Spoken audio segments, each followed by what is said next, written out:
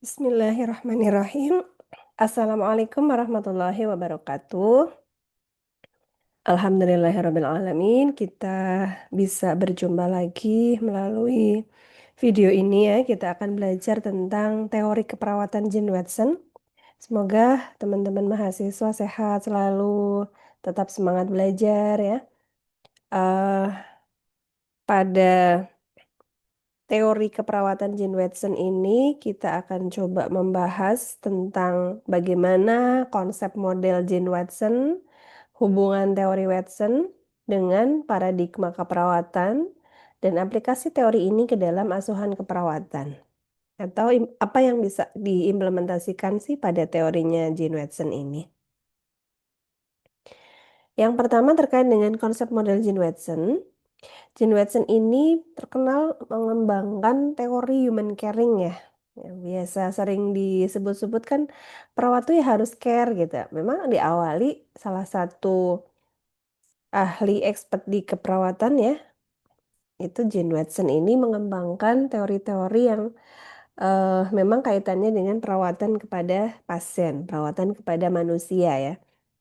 Dan dia percaya bahwa fokus keperawatan ya ada 10 faktor kuratif yang nanti akan kita bahas di slide selanjutnya ya. Kuratif itu berbeda dengan kuratif.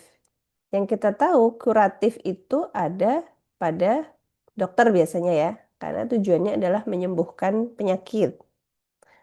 Tetapi kuratif itu lebih ke bagaimana kita menjaga kesehatan, mempertahankan derajat sehat, dan sampai merawat sampai pasien meninggal itu dengan damai, dengan tenang. Bedanya di situ ya. Kalau di bawah ini caring, ideal moral keperawatan ini teori lah ya, dengan memperhatikan pemeliharaan rasa kemanusiaan, martabat dan kebebasan. Yang saya artikan tadi intinya kita memberikan perawatan, mempertahankan kesehatan pasien dan sampai kalaupun pasien itu sampai meninggal ya harapannya meninggal dengan tenang, dengan damai, tidak ada rasa sakit yang berlebihan gitu ya, baik itu sakit secara fisik, psikologis.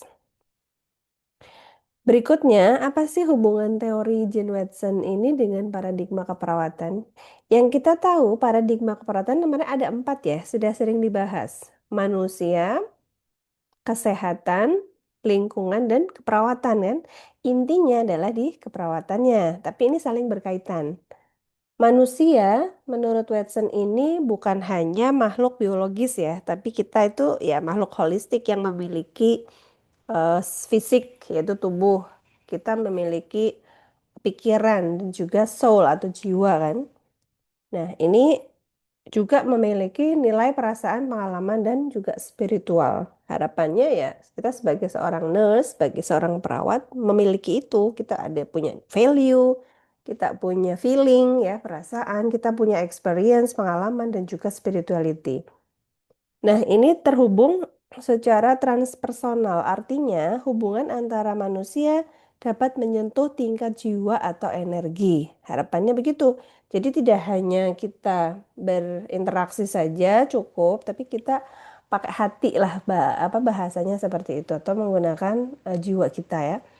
Inti pandangan Watson, manusia itu merupakan makhluk yang utuh dan bermartabat, yang tumbuh melalui hubungan dengan saling peduli ya dengan hubungan caring tadi.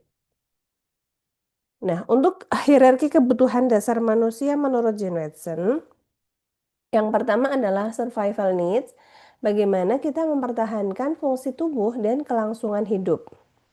Yang kedua, functional needs, kebutuhan fungsional ya. Artinya apa? Kebutuhan manusia untuk berfungsi secara efektif. Kita bisa melakukan kegiatan sehari-hari secara fisik ya. Hati kita juga kondisinya happy, baik. Kita mampu berhubungan sosial dengan keluarga, dengan orang lain, tetangga ya, dan bermasyarakat. Ini bahwa kebutuhan fungsional kita terpenuhi. Tidak hanya mempertahankan makan, minum, bisa tinggal ya, fungsi tubuh dan kelangsungan survival saja, tapi kita sudah fungsional. Lebih tinggi lagi apa? Lebih tinggi lagi integrative needs.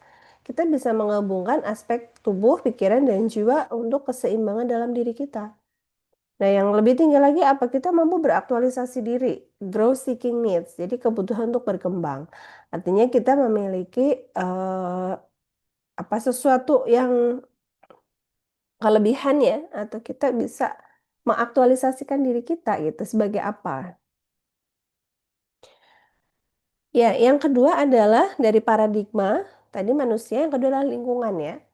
Watson ini melihat lingkungan sebagai ruang fisik, psikologis, sosial, dan spiritual.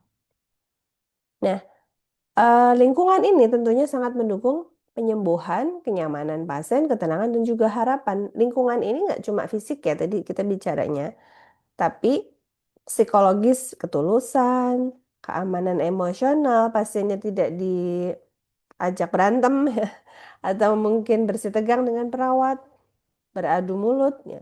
Kita menjaga privasi pasien, menjaga ketenangan dia, ya. Itu sosial. Secara spiritual itu juga menjaga ketenangan dengan apa? Mengajarkan pasien untuk berzikir, misalnya pada pasien Muslim ya, atau berdoa, atau lebih tenang, menenangkan, atau bahasanya mengurangi kecemasan yang dirasakan pasien dan keluarga. Nah, berikutnya adalah hubungan manusia yang hangat. Ini bentuk dari sosial ya.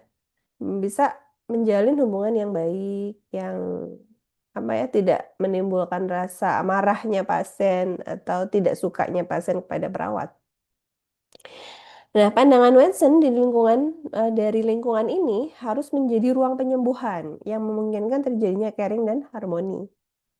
Nah, nggak malah sakit ya kalau dirawat sama pasien sama perawat A, wah bawaannya udah males gitu ya, atau pasien malah jadi tidak mood lagi. Ini kan akan berpengaruh terhadap kesembuhan.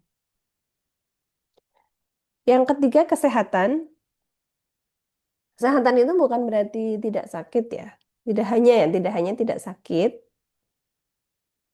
Healthy di sini itu adalah keharmonisasian ya antara pikiran, tubuh, dan jiwa, mind, body, soul, kesejahteraan holistik menyeluruh bio, psiko, sosio, spiritual. Kemampuan untuk meroleh makna dalam pengalaman hidup. Ya, kita mengambil makna dari sakit yang dialami ya. Pasien harapannya bisa maknanya apa? Oh, berarti ditegur sakit itu supaya bisa tidak fokus kerja, terus lebih bisa beristirahat. Oh, dikasih sakit itu ternyata bisa untuk kita bisa menjadi manusia yang pandai bersyukur ketika dikasih sakit ternyata dikasih sehat biasanya kan jarang bersyukur ya ketika dikasih sakit sesak nafas alhamdulillah selama ini saya bisa bernafas normal tanpa bantuan oksigen. Ini kan pengalaman-pengalaman hidup atau pemaknaan hidup dalam diri pasien. Proses menjadi manusia yang utuh ya, menjadi manusia yang apa ya? Yang utuh biopsikososio ya, mampu memaknai hidup yang dia tumbuh menjadi lebih mature, dewasa, matang ya. Nah, pandangan Watson ini, kesehatan merupakan keadaan yang seimbang dalam diri seseorang. Berarti sehat apa tadi? Sehat pikiran, sehat tubuhnya, dan sehat dalam bersosialisasi serta spiritual. Sehat spiritual, bagaimana dia bisa memaknai hidup, bagaimana dia memiliki tujuan jelas ke depan. Dia memandang dirinya seperti apa, memandang lingkungannya, memandang orang lain, dan memandang Tuhannya. Dia mensyukuri nggak dengan nikmat Tuhannya? Atau hubungannya baik-baik saja nggak sih dengan Tuhannya? Ini namanya spiritual. Jadi tidak hanya religiusitas saja ya. Yang terakhir adalah keperawatan nursing. Ini merupakan fokus utama dalam perawatan ya, faktor karatif yang diunggul-unggulkan di teorinya Watson ini. Asumsinya apa aja sih 7 dasar asumsi keperawatan di Watson yang terkenal? Yang pertama, caring hanya dapat dipraktikkan secara efektif melalui hubungan interpersonal. Jadi, kalau hubungan intrapersonal, hubungan dengan diri sendiri, ya gimana ya? Ya kan kita care terhadap orang lain, karena ini adalah hubungan interpersonal. Makanya lebih efektifnya itu. Ada hubungan antara perawat dengan pasien, bukan hanya tindakan teknis saja. Teknis tuh misalnya Pasang info sudah gitu ya, tanpa kita tahu perasaan pasien, kondisi pasien seperti apa gitu. Caring terdiri dari faktor-faktor yang memuaskan kebutuhan pasien. Contohnya kebutuhan fisik, emosional, sosial, spiritual ya. Dia mungkin secara emosional ingin nangis karena masalahnya berat sekali. Karena sakitnya dirasa sangat lama, sangat berat gitu. Sehingga ya kita sebisa mungkin menghargai itu. Caring mempertinggi atau meningkatkan pertumbuhan individu. Jadi mendorong pasien dan perawat untuk sama-sama berkembang. Perawat juga belajar untuk memahami bagaimana yang dirasakan pasien kita ya. Pasien juga lebih memahami apa yang apa yang diperankan oleh perawat, bahwa tugas perawat itu juga tinggi, besar ya, dan tidak mudah ya. Nah, respon caring menerima seseorang apa adanya sekarang, serta apa yang bisa ia capai di masa depan. Jadi, kita berusaha menerima kondisi saat ini sedang sakit, ya bagaimana lagi, kita harus sabar. Harus sabar, harus berusaha untuk sembuh ya. Terus apa sih yang bisa dicapai berikutnya setelah sembuh? Kalaupun pasien itu tidak dirasa secara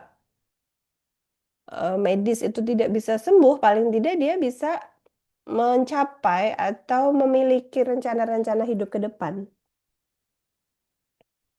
Iya kan? Dengan kondisi keterbatasan fisik misalnya HD rutin, pasien misalnya cancer, kanker ya, itu kan tidak bisa seperti manusia sehat seperti sebelumnya. Tapi dia masih punya potensi apa yang sekiranya bisa dilakukan supaya dia bermanfaat dalam hidup, dalam keluarganya. Yang kelima, lingkungan caring memberikan potensi untuk membantu seseorang menuju kesehatan yang lebih baik. Lingkungan yang nyaman, yang penuh sayang, penuh cinta ya, aman, itu pasti akan mempercepat penyembuhan. Jadi penyembuhannya nggak cuma fisik saja, tapi psikologis juga. Karena saling terkait ya. Seseorang yang dia cemas sekali pasti tidak bisa tidur, berefek pada masalah fisik.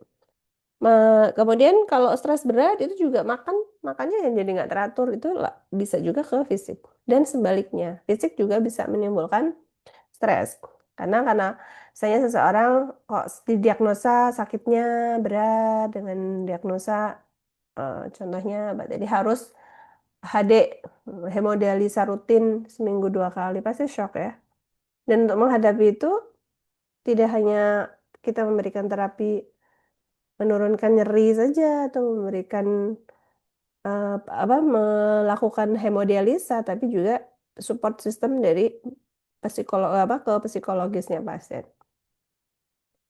Caring lebih healthogenik daripada kuratif. Ya, peningkatan kesehatan secara holistik daripada mengobati saja. Praktek caring merupakan inti dari keperawatan. Caring itu merupakan dasar, tujuan, dan nilai utama dalam profesi perawatan. Nah, ada 10 faktor karatif yang teman-teman harus pahami. Yang pertama adalah humanistic altruistic. Ini kita punya nilai kemanusiaan dan cinta. Kalau perawat tuh nggak punya jiwa kemanusiaan, ya gimana ya? Geret pasien ya apa membantu untuk miring kanan dan kiri, tarik aja pasiennya. Gitu ya. Faith, hope, harapan, kekuatan spiritual. Kita harus punya itu ya. Jadi jangan sampai bilang ke pasien, wah ini nggak ada harapan sembuh ini. Oh, pas ini udah parah banget ini misalnya udah tahap akhir terminal stage misalnya untuk pasien-pasien dengan cancer atau apa ya. Dan tidak justru menyemangati untuk tetap kuat, tetap banyak berdoa itu enggak ya. Ini harusnya dimiliki oleh perawat.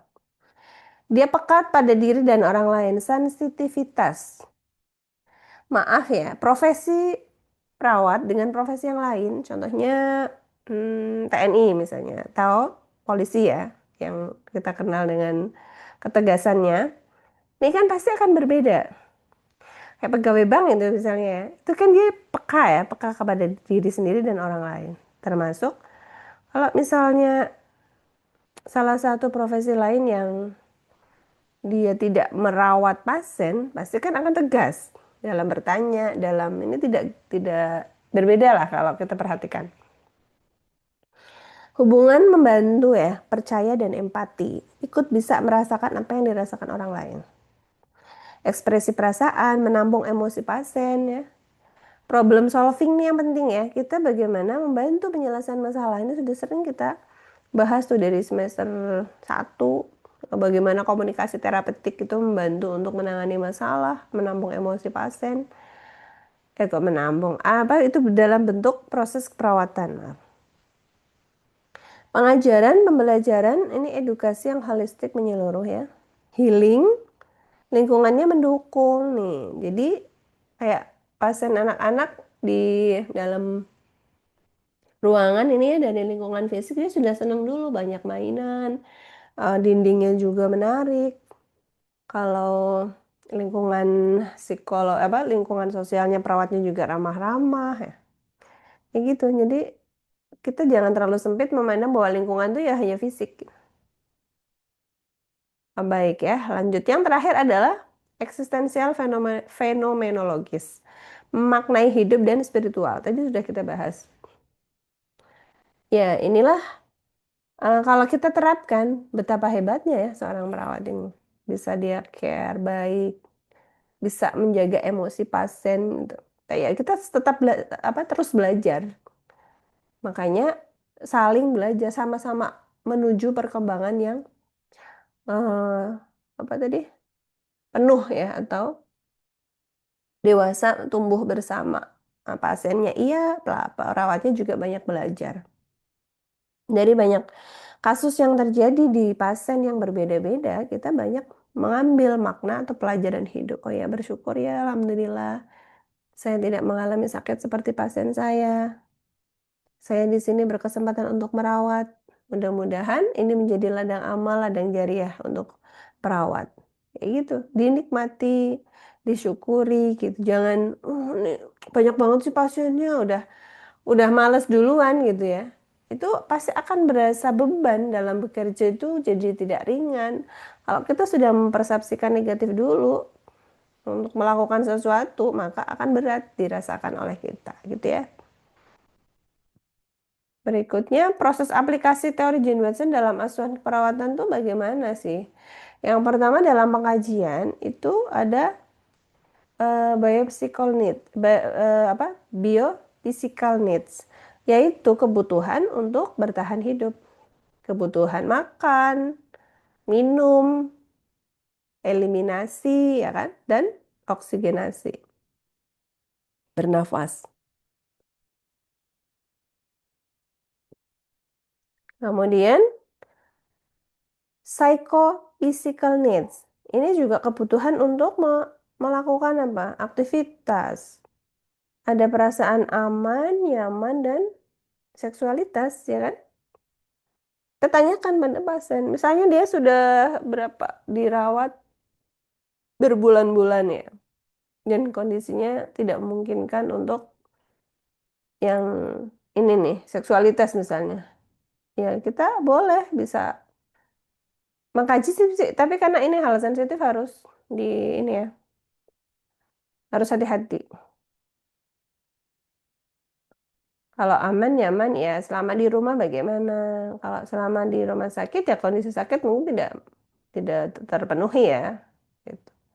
Makanya bagaimana hubungan dia dengan pasangan ya? Apakah pasangannya tetap tetap mendampingi, tetap support gitu atau ada juga banyak pasangan-pasangan yang terus dia mencari yang lain. Nah, itu kan akan mempengaruhi psikologisnya ya. Itu saya banyak menemui pasien-pasien kanker waktu di praktek-praktek di bedul itu kayak gitu. Suaminya udah gak pernah datang, ada yang mungkin udah nikah lagi, ada yang pergi kemana gitu ya.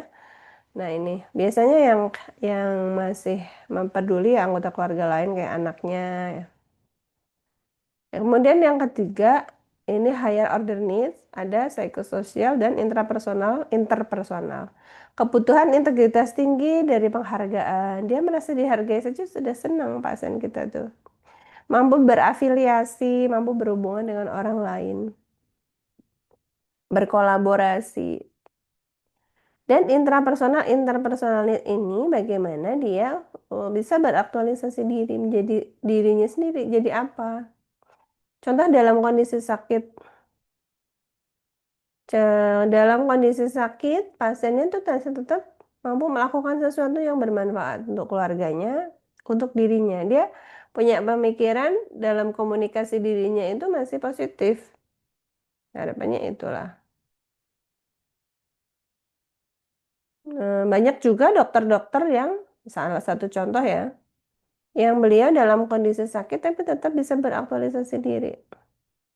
Soalnya seorang penyanyi sakit ya, dia masih mampu untuk bertahan atau dia mampu menunjukkan bahwa dia punya bakat dan kemampuan.